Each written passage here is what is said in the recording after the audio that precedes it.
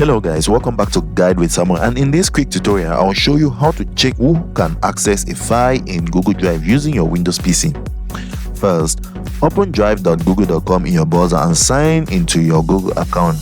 Next, find the file in question and right click it, then choose Share. A dialog will now open showing people and groups with direct access.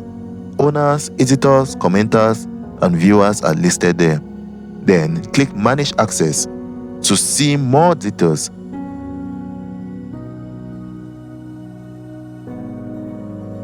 Link sharing details rule for each person, expiration dates, and whether editors can change permissions. Also, check the Get Link area to see if a shareable link is active and what role the link grants. If the file sits inside a shared folder, open the folder and view its sharing settings too. Folder permissions can grant access to everything inside. Finally, if you need a deeper audit, click the View Details icon and check the Activity panel to see recent changes. For workspace accounts, your admin can provide additional sharing reports. And that's it guys. Now you know exactly who can open and edit your file.